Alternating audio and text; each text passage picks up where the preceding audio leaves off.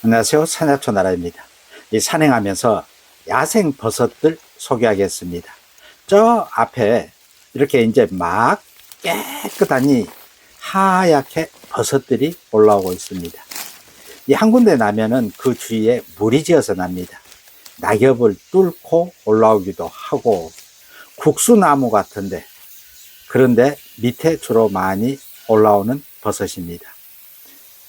이쪽 주위에 이렇게 이제 막 올라오기 시작하는데, 이 자세히 보면은 어릴 때는 이 갓에 흰 털이 있다가 성장하면서 흰 털이 없어집니다. 해서 흰털 깔때기 버섯이라고도 하고, 이 버섯을 갓 밑면을 보면은 주름살이 이렇게 느타리처럼 위로 올라옵니다. 해서 땅에서 나는 느타리버섯 닮았다 해서 땅 느타리버섯이라고도 부릅니다.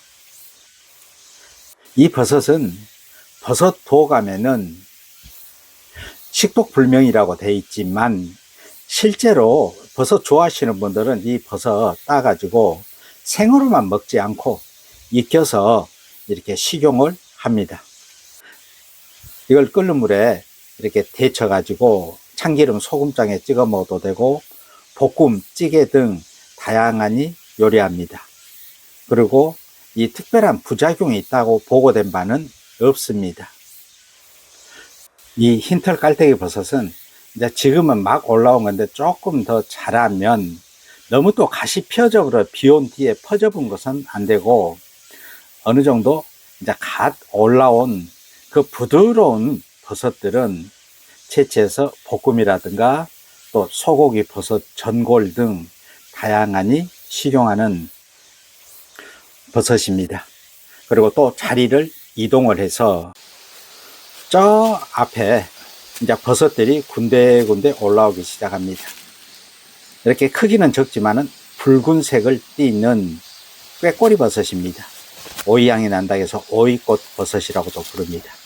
이 앞에도 이렇게 덤풀 사이에서 이렇게 올라오고 있습니다.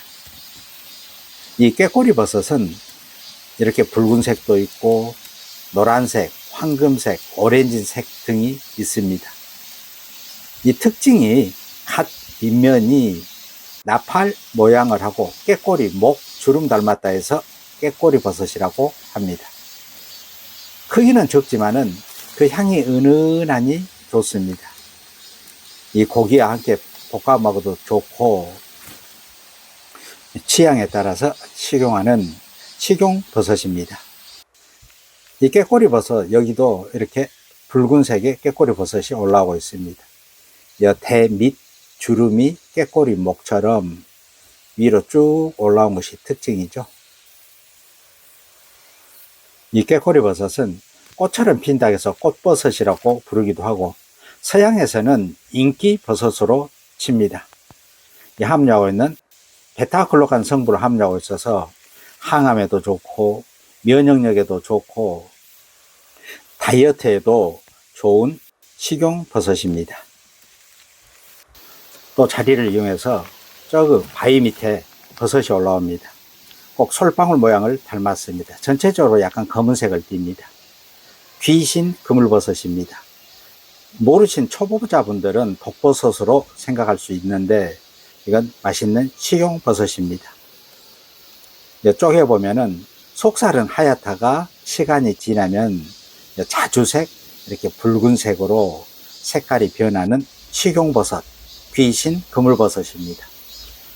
솔방울 모양 닮았다 해서 솔방울 그물버섯이라고도 부릅니다. 저쪽 틈새 밑에도 이제 갓 올라온 것도 있습니다. 또 이어서 산행하는 중에 저 앞에 이 버섯이 올라온 것이 있습니다. 멀리서 봐도 밤색을 하고 있습니다. 이렇게 딱 2개가 올라오는데, 이거 한번 따보겠습니다. 일단 특징이 대가 길죠. 밤색을 하고, 또 밑면은 그물 모양의 구멍 뽕뽕뽕, 그물버섯 종류입니다. 갓 윗면은 밤색을 띠고, 대는 길고 또 약간 구부러진 모습을 하고 있습니다. 바로 식용버섯, 긴 대밤 그물버섯입니다. 이제 이 버섯은 가끔 이렇게 한두 개씩 이제 막 올라오기 시작합니다. 식용버섯, 긴 대밤 그물버섯이었고,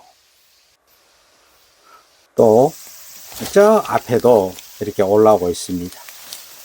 이 특징이 대가 길고 약간 구부러진 모습을 하고 전체적으로 밤색을 띠는 모습입니다. 긴 대밤 그물버섯, 식용버섯입니다. 요리해서 드실 때는 끓는 물에 데쳐내서 그 물은 버리고 다양하니 식용을 합니다. 또 이어서 자리를 옮기고 이 나무에서 이 쌀이버섯 종류인데 바로 좀나무 쌀이버섯입니다. 좀쌀이버섯이라고도 합니다. 식용버섯입니다. 근데 이 좀쌀이버섯은 요리해서 드실 때는 끓는 물에 삶아 가지고 찬물에 한 2, 3일 정도 검은 물이 우러나오게 해서 요리해서 먹습니다. 어떤 분은 맛이 별로라고 그런 분들도 있고, 어떤 분들은 맛이 좋다고 하는 분들도 있습니다. 식용버섯입니다. 또한 이 쌀이버섯 종류들은 대부분이 이 삶아서 2, 3일 정도 찬물에 우려내서 그 독성을 완화시키고 요리해서 먹습니다.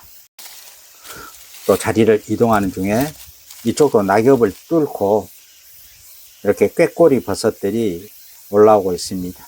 밑에 주름살이 나팔 모양을 하죠. 꾀꼬리 목 주름처럼 해서 꾀꼬리 버섯이라고도 하는, 또 오이향이 난다 해서 오이꽃 버섯, 꽃처럼 핀다 해서 꽃버섯, 황화버섯, 이렇게 다양한 명칭이 붙습니다.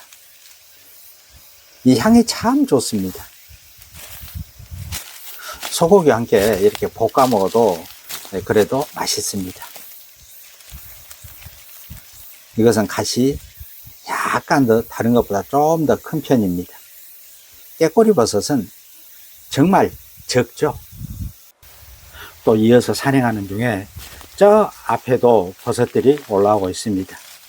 이것도 꾀꼬리 버섯입니다. 이렇게 꾀꼬리 버섯은 이렇게 뜨문뜨문 이렇게 군데군데 여기저기 이렇게 올라오고 있습니다.